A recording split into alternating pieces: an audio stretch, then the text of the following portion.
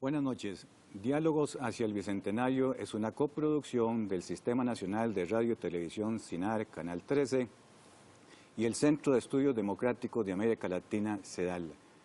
En esta segunda temporada, Diálogos hacia el Bicentenario, con un tema que ha sido relevante por la participación de los panelistas que hemos tenido, que es hacia una nueva democracia. Y hoy, con un tema específico, el costo de la democracia. Y para eso hemos invitado a tres distinguidos panelistas y amigos, el señor Gustavo Naranjo Chacón, que es historiador. Buenas noches, Gustavo, un placer tenerlo acá. Al señor don Héctor Fernández Macís, que es el director del registro electoral del Tribunal Supremo de Elecciones. Don Héctor, un placer en tenerlo aquí con nosotros. El placer es mío, don Carlos, muchas gracias. Amable. Y a don Enio Rodríguez, que es economista y consultor internacional. Enio, un placer en tenerte también aquí con nosotros en este panel. Muchas gracias, Carlos, un gusto. Bueno, el tema hay que verlo no solamente de lo que está pasando en nuestro país. Yo quisiera consultarle a Enio, que se relaciona con muchos otros países. ¿Qué está pasando en el mundo con los sistemas democráticos? ¿Cuál es el papel que tiene en la actualidad el Estado en los procesos democráticos? Y si hay otros actores diferentes al Estado y en consecuencia también a partidos políticos en cada uno de esos estados que tienen también influencia en el acontecer político electoral de sus respectivos países. Yo diría que la democracia está en crisis en el mundo, porque la base sobre la que se asentaba, que era el Estado-Nación, está siendo cuestionado como base de acción política y económica. Estamos viviendo quizá la revolución industrial más profunda desde el siglo XIX. La base es la comunicación de mercados, de personas. Entonces se interrelacionan flujos de capital, se interrelacionan flujos migratorios, de tal manera que las decisiones políticas clave, por ejemplo, la distribución del ingreso, está hoy siendo minada por flujos financieros al segundo en tiempo real y ya no es la vieja puja distributiva en el marco del Estado, sino que los actores pueden actuar en otras dimensiones. En ese mismo marco, los ciudadanos tienen formas de comunicación entre sí, medios alternativos de comunicación, las redes, el ejemplo más importante, pero también formas de influir y deseos de participación que se han despertado. En eso, el Estado-Nación deja de ser el escenario de resolución de muchos conflictos sociales como lo era en el pasado. El Estado pierde capacidad de arbitraje en el conflicto social y queda expuesto a ciudadanos, grupos de presión que le exigen demandas de acuerdo con sus intereses. Entonces ha entrado en crisis el Estado-Nación como forma de decisión política, la democracia que lo acompaña y una acotación. Parecen estar teniendo mejor suerte los sistemas parlamentarios con un sistema de elección directa por circunscripción territorial que las democracias presidencialistas al estilo de las nuestras y de América Latina. Los países más desarrollados, más exitosos, tienen un modelo parlamentario que parece ser más flexible en los tiempos actuales. Don Gustavo, usted es historiador y esto que nos dice don Enio parece que crea turbulencias hacia el futuro y estamos a 7 años de cumplir el bicentenario de la independencia de este país. Y en estos 7 años tenemos un gobierno que estará terminando, el actual, un proceso electoral que lo tendremos también previo a cumplir ese bicentenario. ¿Y cuál será el panorama con este cuadro que nos pinta don Enio para la democracia costarricense? Bueno, primero agradecerle por tenerlo acá, tener la oportunidad de hacerlo. Y respuesta a la pregunta, bueno, concuerdo con don Enio en que la democracia está atravesando por un proceso de crisis, pero visto dentro de un largo proceso desde el inicio de lo que es la democracia moderna, siglos XVIII y XIX, la crisis actual más bien yo la califico como un proceso de evolución natural del orden democrático. Y hay actores que efectivamente se están perdiendo legitimidad en este momento, pero la pierden porque las funciones que cumplían, las funciones históricas que cumplían se agotan. Y eso tiende a pasar con las estructuras, bueno, todas las estructuras sociales creadas por las culturas humanas. Llega un momento en que sencillamente se agotan. En este momento lo que está agotando es el proceso democrático, es la comunicación. ¿Por qué? Porque la comunicación, las tecnologías de la comunicación le han permitido a la gente estar al tanto de lo que está sucediendo. De pronto encontramos ahora que las democracias se están transformando, bueno, y sobre todo en los países digamos, más prósperos, como en el caso de Estados Unidos, prácticamente en concursos de personalidad, en concursos de popularidad. ¿Quién logra obtener más fondos de campaña para construir mejores campañas, mejores participación en redes sociales? Ahora la Corte Suprema de los Estados Unidos acaba de dictaminar que las corporaciones tienen derecho a la libertad de expresión, entonces pueden invertir la cantidad de dinero que quieran en una campaña presidencial o por congresistas. Esto, bueno, ciertamente, aunque viene a deslegitimar o viene un poco a desnudar las falencias de los estados-nación, también podría convertirse en una oportunidad para empoderar a las sociedades, para obligar a los sistemas a adoptar cambios que por sí mismos no quisiera adoptar. En el caso de los partidos políticos, lo que hablaban en el caso de la representación directa, que es una cuestión que se ha estado discutiendo aquí desde hace muchos años y que no se le ha dado el trámite en Asamblea Legislativa.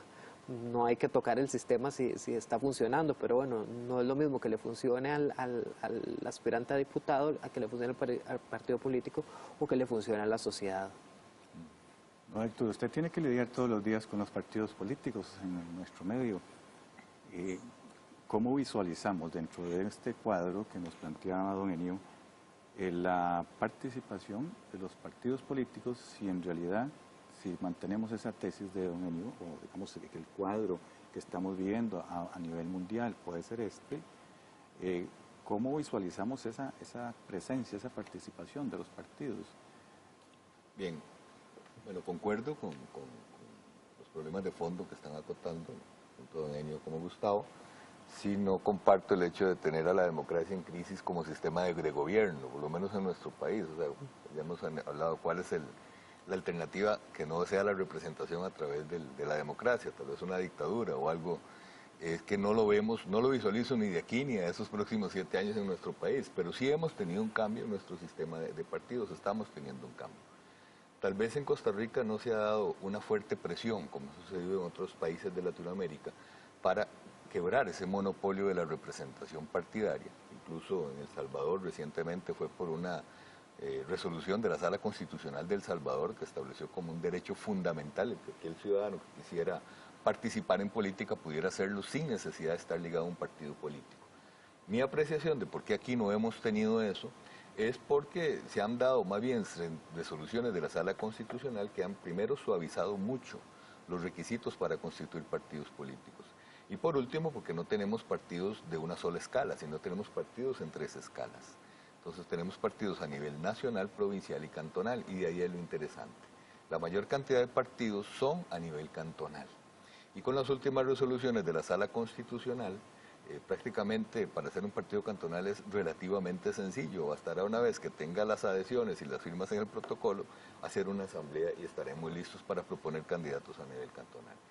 ¿Qué esperamos en los próximos años? Es lo que estamos, por las vísperas que estamos en este momento, es que se dé una gran explosión de partidos cantonales. Creemos que para las próximas elecciones, por lo menos de 2016, la cantidad de partidos cantonales que se van a formar y que se van a inscribir como forma de participación en este tipo de elección va a aumentar sensiblemente. Es una constante que hemos venido teniendo prácticamente desde la década de los 80 y de los 90, es un aumento constante en la cantidad de partidos con algunas variaciones. En este momento tenemos más de 50 partidos políticos inscritos entre provinciales, nacionales y cantonales. Ahora, lo que también hemos visto en la última elección es que ya ha marcado también un cambio de paradigma, como así lo cualificó el mismo presidente del tribunal, respecto a la participación del electorado en torno a los partidos. Es decir, ya el partido como estructura, como aquel que aglutinaba una gran cantidad de personas, independientemente de cuál fuera el candidato, ha venido cambiando. Y ahora sí, las personas, en eso concuerdo con don Gustavo, van a buscar más a quién es el candidato en vez de por cuál partido lo está proponiendo. Sin embargo, sí también vimos otro cambio, que es un electorado más crítico. Ya los partidos no invirtieron, por diferentes razones, ¿verdad?, pero no invirtieron la cantidad de dinero que invertían en otras campañas, por ejemplo, en publicidad. O sea, yo creo que todos los costarricenses pudieron notar que, a diferencia del 2010, que prendió uno el televisor en un canal nacional y eran solo anuncios de política, sobre todo en las semanas previas a la elección, ya ahora eran muchísimo menos, ¿verdad? Y lo vamos a notar ahora cuando analicemos los gastos de los partidos políticos.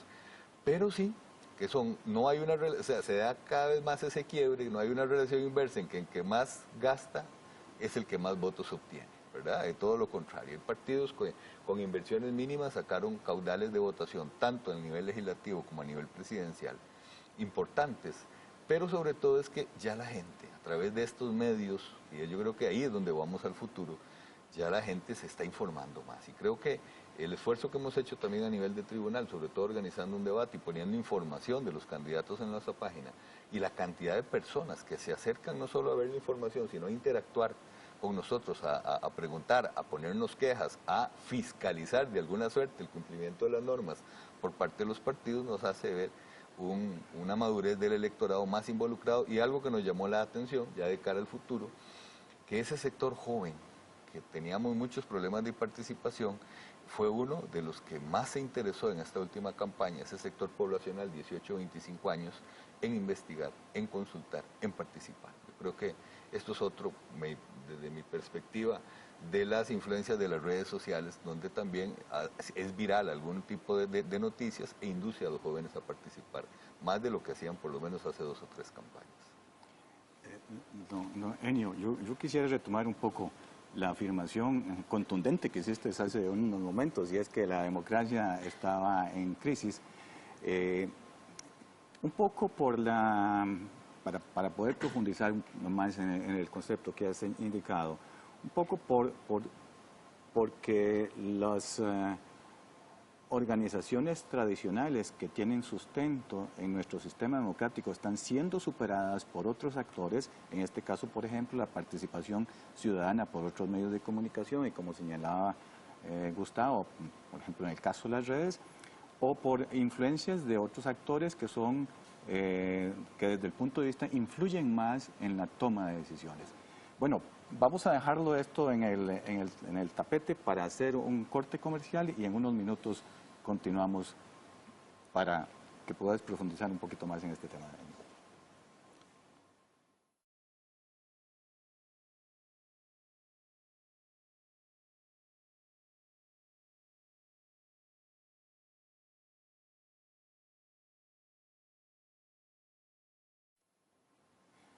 Entonces, don Enio, el sistema democrático, no hablemos del sistema democrático costarricense en general, has manifestado que está en crisis, por la crisis del Estado-Nación. Así es.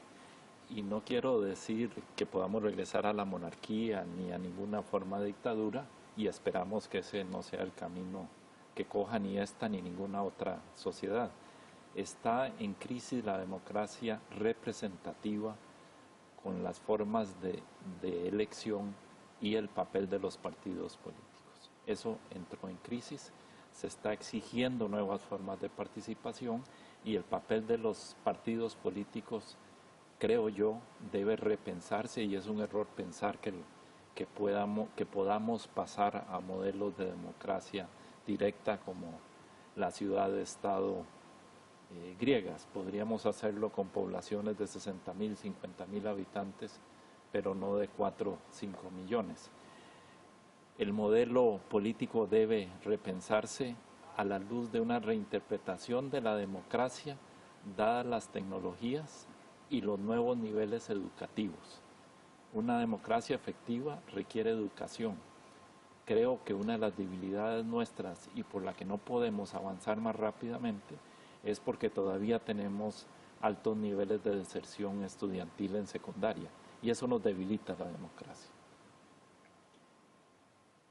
Habiendo dicho esto, no quiere decir tampoco que el Estado deba ser un ente débil que responde a las iniciativas populares por participación ciudadana en cualquier forma y de cualquier manera.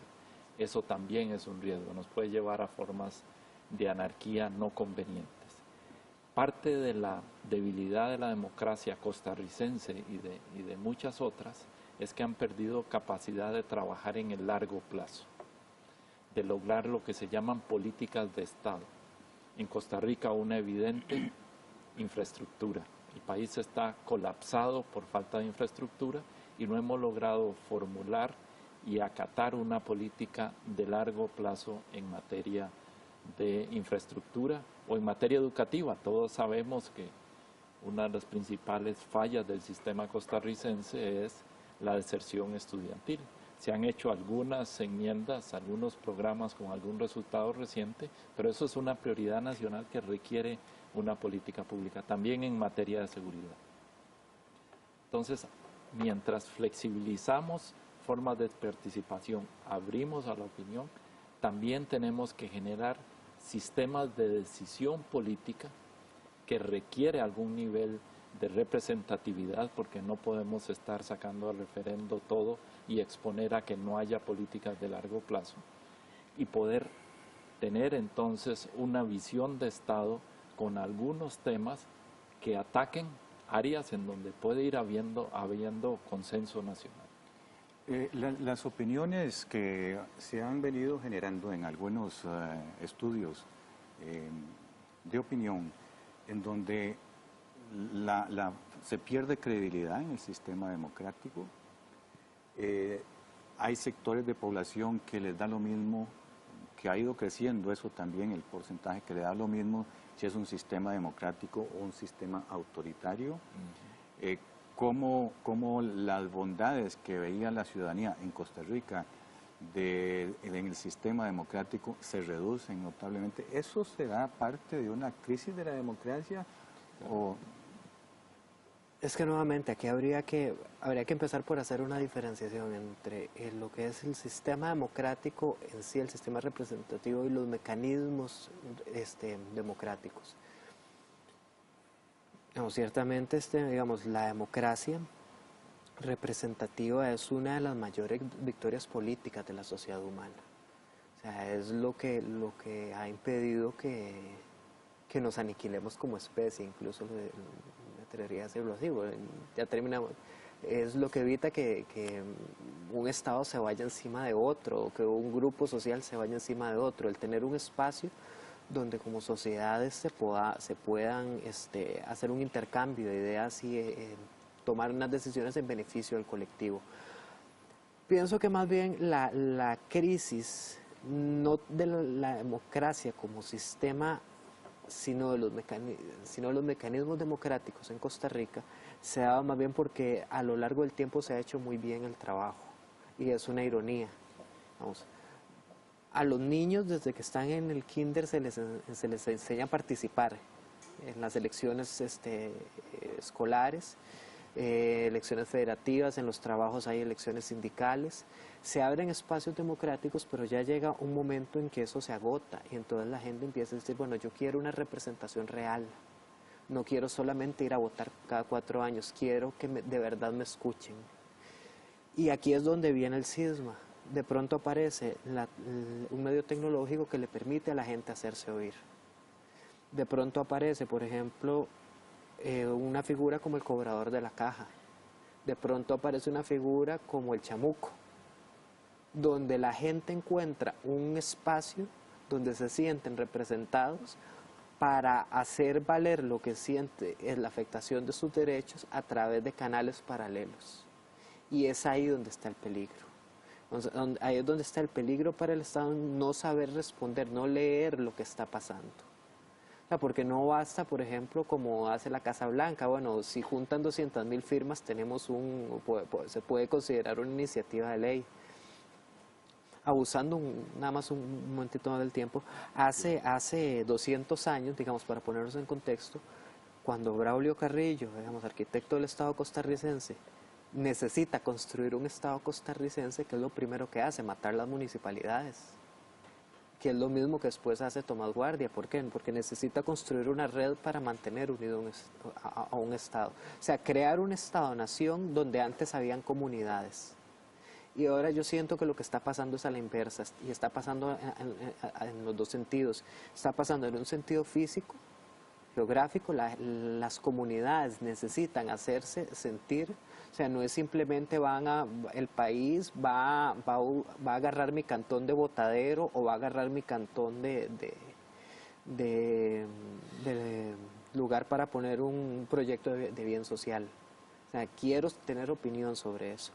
Y en otra parte, digamos, en la parte no física, con los grupos de presión sociales, grupos religiosos, grupos de diversidad, grupos económicos, que también quieren hacer sentir su peso de opinión. Y buscan y encuentran, porque eventualmente los encuentran los mecanismos para hacerlo. O sea, pero yo creo que está en el Estado decidir qué tipo de mecanismos es lo que le va a permitir desarrollarse. ¿Qué le parece a usted, don Héctor? Bueno, han tocado una cantidad de temas interesantísimos, que le pica la lengua a uno por debatir en cada uno de aquí hay que intercambiar los y criterios. escoger, porque ciertamente yo creo que muy buena la relación de don Enio en el sentido de los problemas que estamos viviendo en la democracia, y concuerdo con él que ciertamente la educación es fundamental revisarlo. O sea, dicen por ahí que los problemas de la democracia se deben resolver con más democracia, ¿verdad? Y creo que los mismos sistemas tienen que ir abriendo esos espacios de participación. Hay una tendencia, incluso no solo en nuestro país, sino a nivel latinoamericano. Ya desde el año 98, por ejemplo, el Código Municipal abre la posibilidad de, a escala cantonal y distrital, estar haciendo plebiscitos, referendos y cabildos. Empezó con mucho brío, hicimos uno en el 99 en Punta Arenas, hicimos otro en el 2000, creo que fue en Pocosí, en el 2001 en Sarapiquí, por ahí en San Ramón se hicieron varios a nivel distrital. Se da la posibilidad de la revocatoria de mandato a nivel local, solo hemos tenido uno en el 2011 en Pérez Celedón, pero después ha venido en detrimento, por varias razones. Número uno, falta de educación, muchos ciudadanos no saben cómo funciona el sistema, cuáles son sus derechos para hacerlo, y el mismo sistema crea la ley, crea la trampa, ¿verdad? Porque eso que pasó en Pérez Celedón, por ejemplo, donde el mismo pueblo que elige al alcalde lo destituye, ¿verdad? Le hace la revocatoria de mandato, fue a pesar de las trabas que tiene el sistema para poder sacar otra vez, para poder llegar a esa revocatoria, ¿verdad? Donde incluso es un tema para ver cuáles son las reformas necesarias para hacer más. Usted mencionaba ahora lo de la Casa Blanca. Bueno, aquí tenemos un sistema de iniciativa popular que prácticamente nadie lo usa, que también es un 5%, el equivalente al 5% de las firmas del padrón. Hay una oficina en la Asamblea Legislativa para asesorar en iniciativa municipal, y creo que, le dan los de la Asamblea, hay que preguntarle, pero creo que no hay ninguna ley importante que se haya hecho a través de esa iniciativa, que está también desde finales de los años 90. Entonces tenemos una serie de espacios de participación que se han ido abriendo, en algunos casos tímidamente, ¿verdad? Pero en realidad creo que también es importante revisar esos procesos de educación, revisar esas políticas también de más poder planificar a mediano y largo plazo. Cierro con porque creo que fue una visión que sí tuvo el constituyente a la hora de crear el Tribunal Supremo de Elecciones. Entonces crea el Tribunal Supremo de Elecciones, donde hace depender a los magistrados de la Corte, pero con una reelección, más bien para no reelegirlo, es la mayoría calificada desde la Corte, le ha dado permanencia a los magistrados, y eso ha permitido una evolución de una carrera administrativa. La mayoría por ejemplo, las jefaturas del tribunal son funcionarios de más de 20 años de servicio, y nos ha permitido planificar a mediano y largo plazo, algo que contrasta con el Poder Ejecutivo. Con un periodo de 4 años, no hay reelección en algunos cargos políticos, a instituciones autónomas con cargos políticos, que se hacen proyectos de mediano plazo, no hay carrera parlamentaria, muchos diputados entran el primer año a aprender cómo es el sistema legislativo de debate, y ya cuando lo aprenden van de salida, etcétera. Hay cuestiones que hay que revisar para ver esa experiencia. Lo digo en el ejemplo del tribunal porque, por cierto, hace poco estuvimos teniendo una consulta de Guatemala, que ahí también igual pasa un periodo, cambiaron a todos los magistrados traen a sus mandos medios también, entonces ellos están de cero otra vez, cada cierto tiempo empiezan de cero, entonces es muy difícil planificar a mediano y largo plazo, y lo vemos también en muchas de nuestras instituciones autónomas. Entonces yo creo que esos son partes del sistema que habrá que revisar. Tuvo una razón histórica, ¿verdad? Esas, como decimos en el pueblo, esas sacadas de clavo, ¿verdad? De que hay que estar cambiando y demás. Pero habrá que revisar si ya más bien pueden haber funcionarios de carrera en ciertas áreas claves para el desarrollo y para la planificación. Pero yo apuntaría, y aquí hay un cambio también que se da en el modelo de financiamiento de partidos, donde se les permite ahora a los partidos tener gastos ordinarios de capacitación, que lo pueden estar incluso haciendo uso de ese fondo trimestralmente. Mire, lo que han gastado, de los fondos que se les reservaron a los partidos para eso, lo que han gastado la mayoría es ínfimo, es un porcentaje bajísimo. Quiere decir que todavía no son estructuras que se estén abriendo, o sea, que no tengan la infraestructura, la gran mayoría de ellos, para también tener esos grupos de jóvenes. Yo le digo que algo de lo que perdimos a nivel de partidos políticos, por lo menos de lo que visualizábamos en los 70s, en los 80s, yo le llamo las ligas menores. Sí. Los partidos dejaron de invertir en liga menor. Sus presupuestos los empezaron a enfocar en la campaña electoral nada más. Y entonces ese semillero de líderes, pero sobre todo ese enfoque a la participación ya del mismo estudiante de secundaria, del mismo estudiante universitario, traer adeptos, eso se fue perdiendo. Y se fue perdiendo. Yo recuerdo cuando yo estaba en la universidad, los principales políticos en la FEUR, los principales partidos políticos tenían sus brazos en la FEUR también y hasta en la misma Facultad de Derecho. Todo eso se fue perdiendo. Estas reformas pretenden darle infraestructura al partido, darle plata para los partidos para que ojalá vuelvan a invertir a lo interno, vuelvan a capacitar, vuelvan a educar. Vamos a lo mismo, porque ya se ve una necesidad en esta última elección de que la ciudadanía requiere ser más crítica, pero también pienso yo que hay que educar a la ciudadanía de que tiene que también participar. Yo creo que no es solo un asunto de partidos, no creo que es un asunto también de conciencia ciudadana, porque los que vivimos tal vez en un condominio, ahí lo vemos.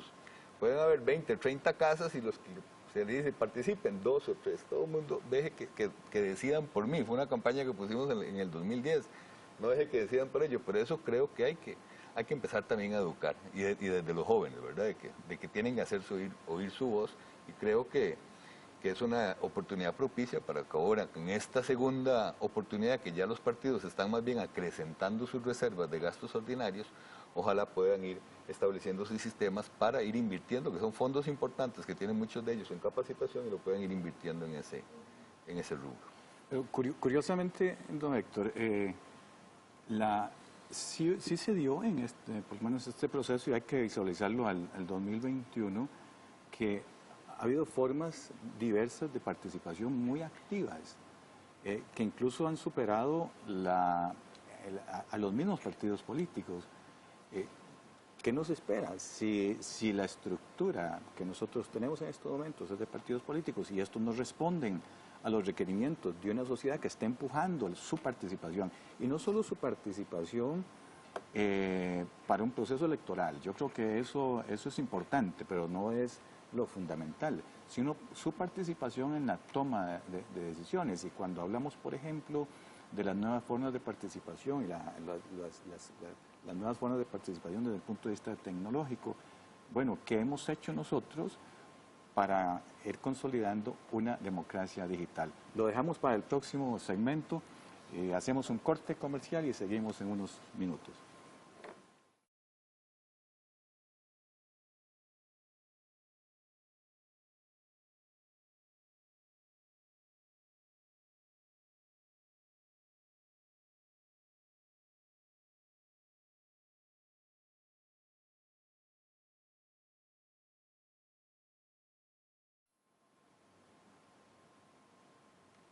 Decíamos que cómo hacer para que el ciudadano participe realmente en la toma de decisiones. Si ya hemos tenido la experiencia de un nivel de participación importante que supera incluso lo que los partidos políticos tradicionalmente han hecho, ¿qué se nos viene para el futuro?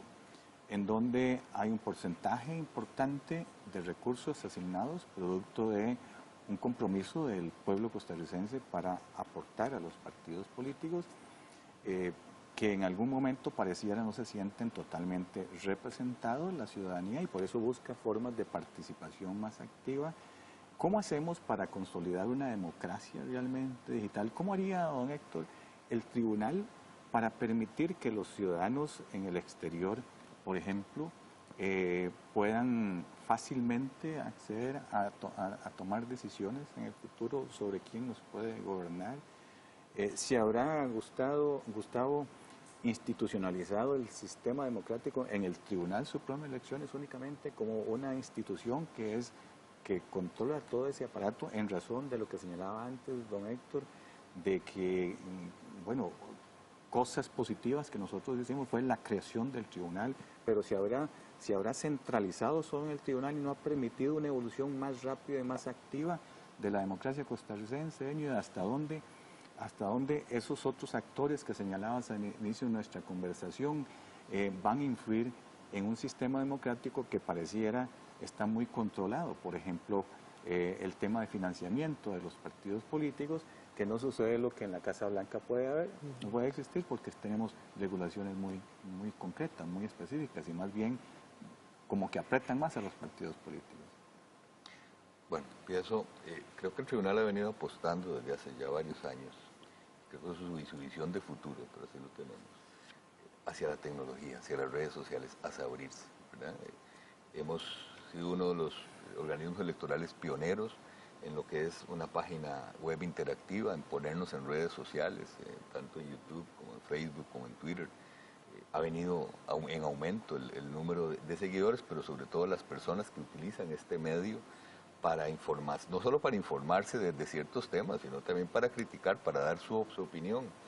Tenemos una revista digital que ya se emite, ya tiene bastantes años de estarse emitiendo trimestralmente, donde se tocan diferentes tópicos. Es decir, estamos también tratando de hacer dar una mayor cantidad de servicios en línea, y por estos servicios, por supuesto, no solo para partidos políticos, sino para ciudadanos. Ya pusimos en la última elección de 2014 la posibilidad de que las personas en el extranjero, ahora don Carlos, usted tomaba ese tema, pudieran hacer sus traslados electorales de manera digital, es decir, en línea, sin tener que ir a un consulado, más básicamente mandándonos su imagen de la huella, de la firma y de la fotografía, para poder hacerle el trámite, ¿verdad? Yo creo que esta es la idea que tenemos, es la idea de que cualquier persona que forme un partido político, ya sea que esté en Golfito o que esté en cualquier otro cantón lejano, no tenga que venir hasta una dependencia nuestra para solicitarnos una asamblea, para llegar a inscribir un movimiento del partido, para inscribir a sus candidatos. Tuvimos en esta última elección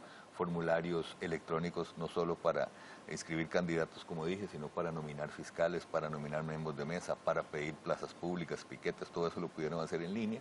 Entonces, y hemos visto cómo esto no solo ha interesado a los partidos, sino también la ciudadanía se ha venido interesando. Recientemente hemos programado unas capacitaciones, o sea, le hemos venido a explicar a la gente cómo inscribir un partido político. En la primera llegaron 35 personas, en la siguiente llegaron 150 personas, algo que anteriormente, para que tengan una idea, nos llegaban 10, nos llegaban 15. ¿Eso qué es? El fenómeno de las redes sociales, gente que se entera de las capacitaciones, que se entera de la propuesta a través de lo que ponemos en nuestra página web, y venía gente de todo el país, venía gente de Paquera, venía gente de la zona sur, gente de la zona norte, muy interesados en saber cómo era todo la mecánica de la inscripción de un partido político, las responsabilidades que tenían, etcétera, etcétera. Entonces yo creo que esa es una línea donde hemos venido caminando. Hay limitaciones a nivel de sistema, hay limitaciones legales. Por supuesto, para una persona en el extranjero votar a través de internet o poder imprimir la papeleta de una clave que se le da de un por votar y mandarla, es muchísimo más fácil, no lo limitan. Eso lo puso Panamá en la elección que tuvo presidencial este año. Bueno, hay que cambiar la Constitución, porque nuestra Constitución dice que solo ante una Junta Receptora de Votos se puede emitir el sufragio. Ahí hay que pasar por discusiones y esas resistencias al cambio que se dan.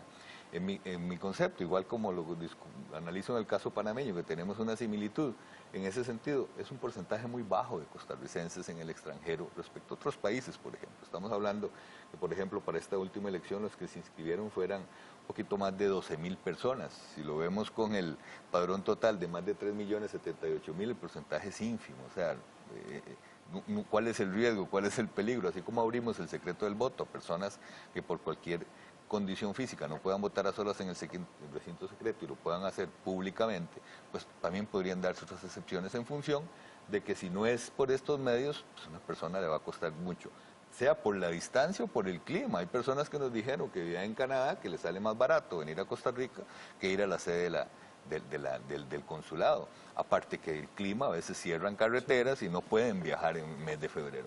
Entonces son aspectos que están ahí, que vamos a seguir insistiendo en hacer paquetes de reforma, un poco para ser más amplios, para ser más abiertos, para poder, por ejemplo, instalar una mesa en un hospital, que requerimos para hacer un padrón más abierto, etcétera, etcétera. Pero todos estos cambios siempre han sido difíciles, han sido bastante difíciles.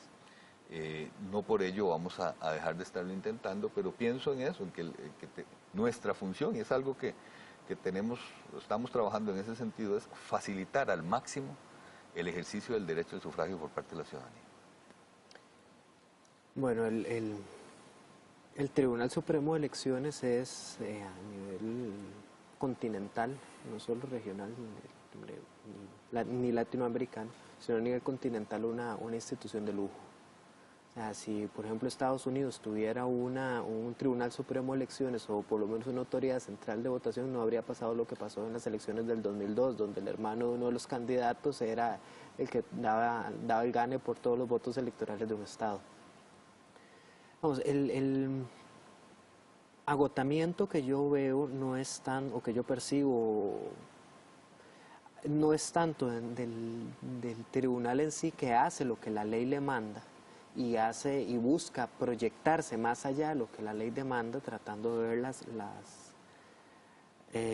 las tendencias hacia las que se dirige la sociedad, sino un agotamiento, digamos,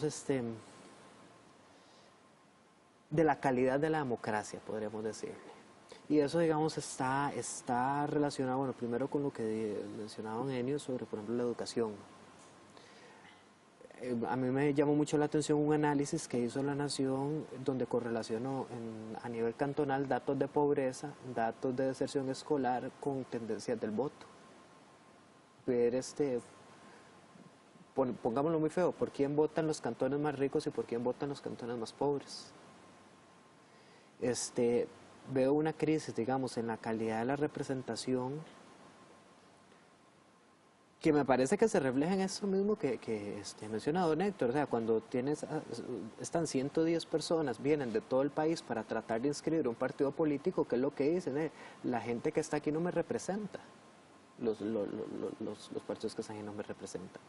Se nota una falta de calidad en la representación, por ejemplo, en lo que pasa ayer en la asamblea. Un diputado dice, bueno, no hacen la comisión que yo quiero, entonces yo voy a entrabar un proyecto que es de vital importancia para el país.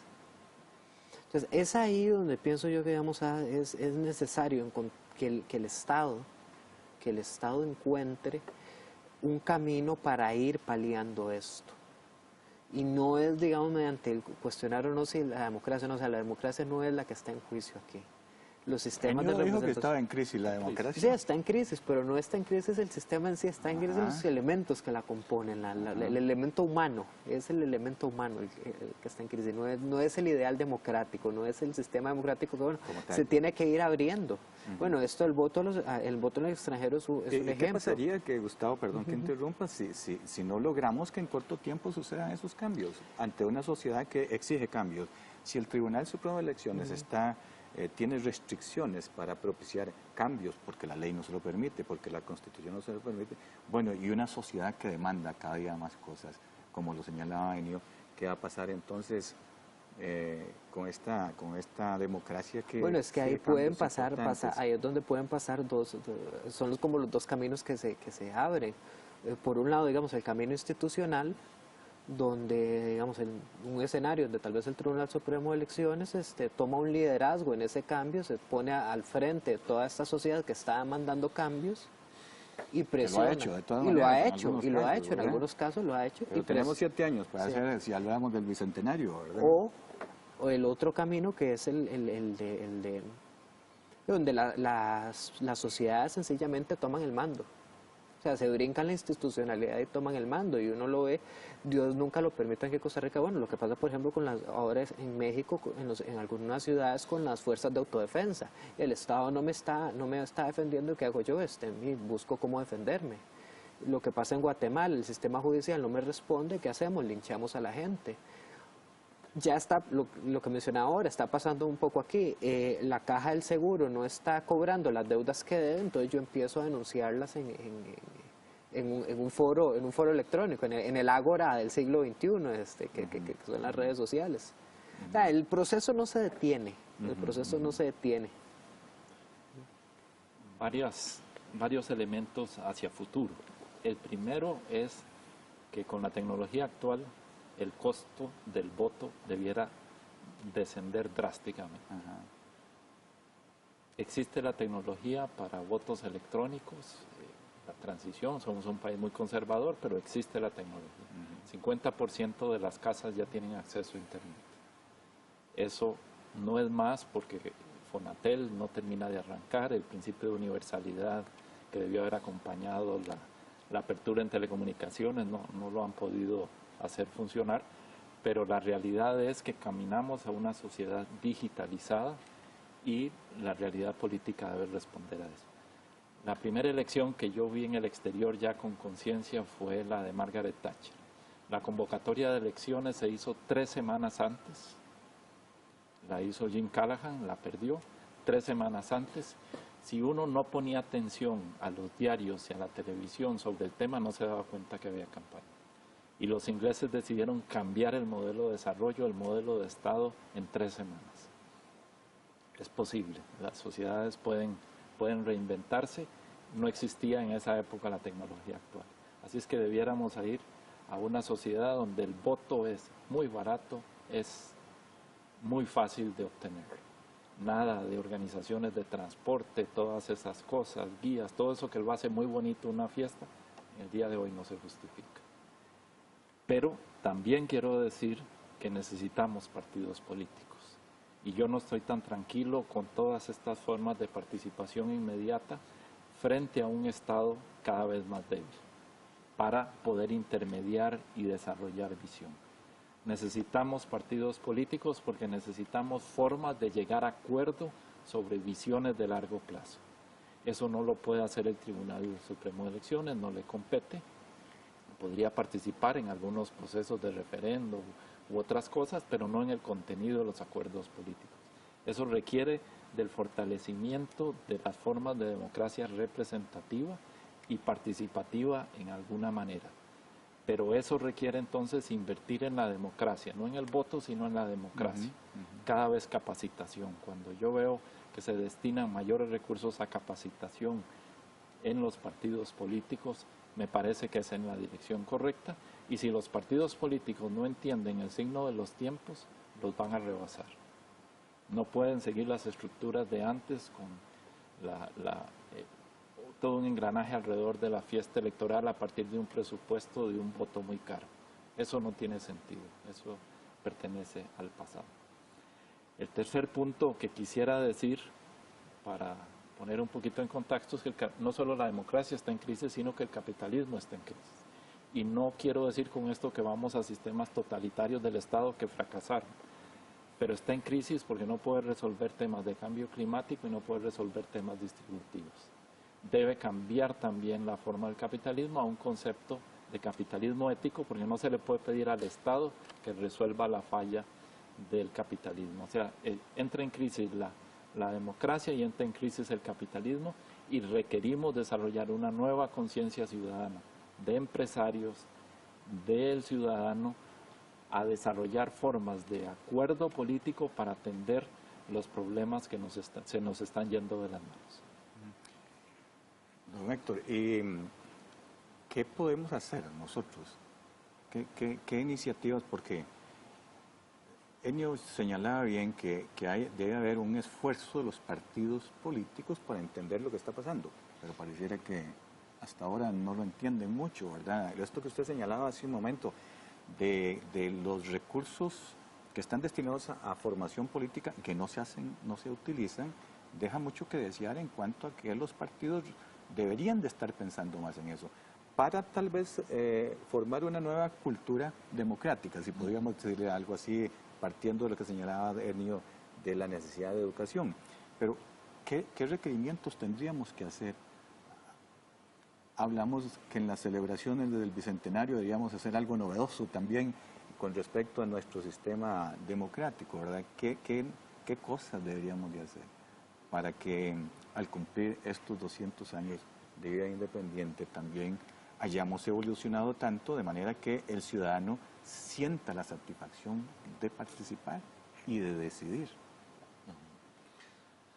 Bueno, yo creo que ya aquí se han tocado básicamente esos temas y creo que ahí los caminos, claro, comparto con don Ennio, para mí los partidos políticos son fundamentales en un sistema democrático.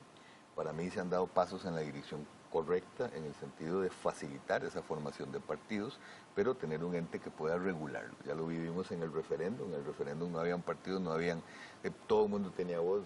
Controlar quién pagaba una publicidad y quién no la pagaba fue imposible, a pesar de las críticas, etcétera, etcétera. Entonces, cuesta mucho el control. Hemos logrado avances importantes en la regulación de los partidos, en transparentar quién está financiando a los partidos, y creo que estamos en un cambio coyuntural. Usted también, Gustavo, mencionaba eso, que esa idea de ciertamente, y así diferentes investigadores así lo han concluido, ese aumento en los partidos que se está dando en nuestro país, contrastante, con un padrón relativamente pequeño, con más de 50 o 60 partidos políticos, algunos de otros ciudadanos de otros países les llama muchísimo la atención, ¿verdad? Bueno, es precisamente porque no se sienten representados tal vez por las opciones políticas que hay, y eso es un cambio que estamos viviendo. Como dijeron ahora, y si no, los partidos ya tradicionales o los partidos de más años no se renuevan, pues van a ser superados. Las personas van a buscar sus formas de organizarse, de cómo llevar sus demandas, de cómo llevar sus intereses a los lugares donde ellos lo quieren. Entonces yo creo que por ahí donde se está apostando, por ahí donde se está apostando en materia de capacitación, en materia de saber exactamente cuáles son mis derechos y cómo puedo, si el sistema y eso es claro, si el sistema hay que ajustarlo, si el sistema hay que hacerle cambios, si los cambios por muchas décadas han estado muy relegados, ¿por qué? Porque hay un statu quo que no ha cambiado, pues yo digo que el futuro, esa presión se va a hacer hasta que llegará un momento, así como se dio la posibilidad para hacer los cambios que se hicieron con el código en el 2009, ese código no hubiera pasado, yo casi que le apuesto en 1999. No hubiera pasado con dos partidos mayoritarios pujando por el poder. ¿Por qué pasó el código en el 2009? ¿Por qué se quisieron autoponer sanciones? Digo autoponer porque ellos estaban claros que el tesorero de los partidos políticos es uno de los que está con más tipos penales involucrado, ¿verdad? Y son tesoreros de partidos políticos y fueron representantes de partidos políticos los que votaron esas leyes. Bueno, por una nueva conformación que se da en la Asamblea, donde llegan más fuerzas a la Asamblea y cada vez vemos que son asambleas con más representación. ¿Que dificulta gobernabilidad? Sí, también puede hacer, pero porque estamos con una Asamblea diferente con las reglas que teníamos cuando eran dos partidos los mayoritarios. O sea, ha sido muy difícil cambiar ese reglamento interno de la Asamblea. Pero yo concuerdo en que esa presión de cambio, tarde o temprano, va a tener sus maneras de sobresalir, sus maneras, así como, y hemos visto cambios en ese sentido. Yo aspiro, y eso es lo que yo creo, que todo apunta a que la ciudadanía tiene que involucrarse más, la ciudadanía tiene que reclamar más su derecho, y yo creo que las redes sociales nos están permitiendo, y todo lo que es Internet, dar más acceso a la información. Ahora todos los días uno ve en el autobús, en la calle, a las personas de todo tipo de estrato social con su celular, con el acceso a las redes, y ya no es tan fácil, o sea, ya algo se está transparentando, y esa misma transparencia pienso yo que va a motivar cada día más esa participación, y esperemos que esos cambios tienen que llegar a darse, esa presión tiene que hacer su función en algún momento. Bueno, muchas gracias, agradecerles, ha sido una noche muy exquisita en cuanto a las opiniones y criterios y lo que nos espera con este resumen que nos hizo Ennio al final. Gustavo, muy agradecido por su participación. Ennio y don Héctor, muy agradecidos y muy buenas noches a ustedes, amigos que nos escuchan y nos ven desde sus casas. Muchas gracias.